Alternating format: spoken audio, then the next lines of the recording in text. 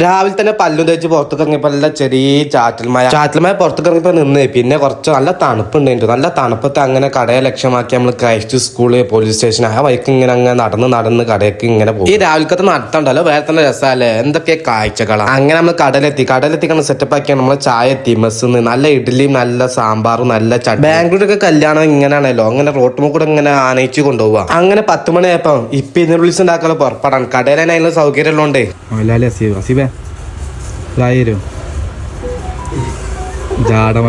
അങ്ങനെ തളച്ചുള്ളത്തേക്ക് ഇപ്പി നൂഡിൽസും ആ പൊടി ഇതൊക്കെ ഇട്ടാണ് സെറ്റപ്പ് ആക്കി അസീബനെ ഫസ്റ്റ് തിന്ന്. നൂഡിൽസ് ഇങ്ങനെ പോരാ ഒന്നും സെറ്റപ്പ് ആക്കണം പറഞ്ഞാൽ അസീബ് 2 കോയിമുട്ട് പൊട്ടിച്ച് കണ്ട് തിന്ന് ആക്കാന്ന് കാട്ടി കാഴ്ചയാണ് ഇപ്പൊ തുള്ള പൊള്ളിയോന്റെ. വളരെ ബുദ്ധിമുട്ടാണ്, വളരെ കഷ്ടം പിടിച്ച എല്ലാവരും ഇങ്ങനെ, അതായത് 1000 വർഷം ഇങ്ങനെ ദൈവത്തിനെ ആശ്രയിക്കാതെ മുന്നോട്ട് പോയി. 1000 വർഷം പിന്നെ മുന്നക്കം പോയി.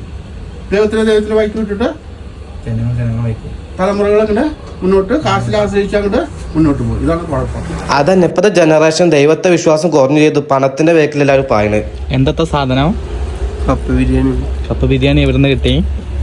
പുറത്തുനിന്ന് വാങ്ങി. കടയാണ് അടിപൊളി മോനെ, രക്ഷയില്ല.